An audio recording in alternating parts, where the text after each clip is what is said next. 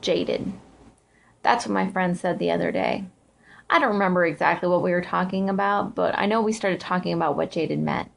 Now, the dictionary says it means worn out from use or too much of something. I would add that we also use it in everyday language to mean cynical. And I think that that could be hurting us.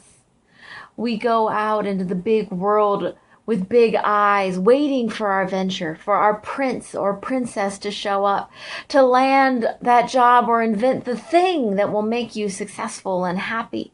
To save every life, we'll travel the world, we'll have interesting friends, and of course, fabulous hair. But things don't happen that way, that they do in our dreams. Mr. Right turns into a sleazeball, the job is mediocre, you never go anywhere but to visit your mom on the holidays, and your hair, of course, is not cooperating. This is disappointing, and it hurts. So we build walls, we get tough skin, we try to convince ourselves and anyone who will listen that we have different dreams now, that's it. We have cruel things to say under our breath about the new wide-eyed kids who come to town with their big dreams. But it doesn't really have anything to do with them, because they are just a reminder of the hope we once had.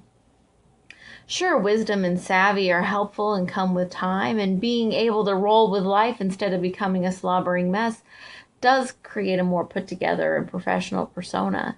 And I'm not knocking it. But it's all easy to go too far to the perceived safety of the dungeons of cynicism.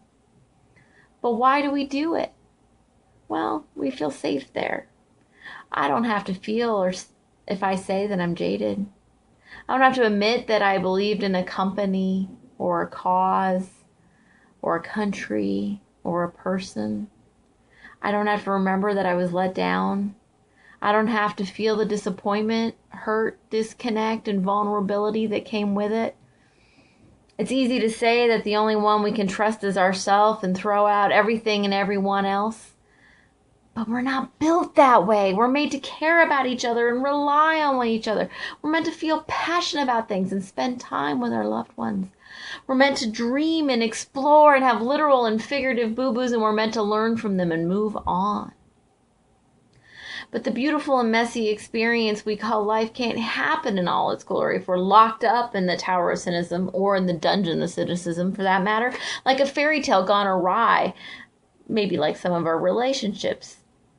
We have to let ourselves out and realize that the bumps and bruises of life are better than not feeling anything. We have to regain hope. Hope is what we had as children when we would say we were going to be a doctor or an astronaut or a ballerina or a soccer star when somebody asked what we wanted to be when we grew up. Or maybe simply we just wanted to be happy. Hope is what gives us the push to follow our dreams. For instance, I know folks who don't think anything will ever change or improve their job, and it's probably unreasonable, of course, to think that the boss is going to sweep in one day, hand out raises, dancing and singing, and everyone's going to get the new fill-in-the-blank along whatever that is for them. But you know, even Ebenezer Scrooge had a change of heart, right? So why should we lose hope?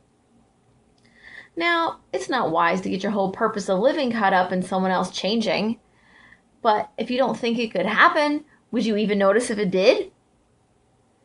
Another friend was mentioning how their boss seemed so much more agreeable lately. Now, the friend didn't say, well, this is a limited time offer, so I'm just going to brush it aside as a fluke. No, she said, I'm putting all this positive energy right back into it. She never gave up hope, and she could see it and work with it when it happened. You got to listen to your gut. The more practice, the more you'll know. The more you'll know about what's yours to do. You can set up appropriate boundaries with a person or situation that's not working. Those will keep you safe. But you can also hold in your heart while you're keeping those boundaries that person still has hope for a positive shift. It's your job to make it happen, but you can still have that hope. If only the millions of prayers of Cubs fans could make it so, right? I mean, keep it up. So I invite you, I challenge you, next time you find yourself responding in a jaded, cynical way, take a pause, reflect. What's that about?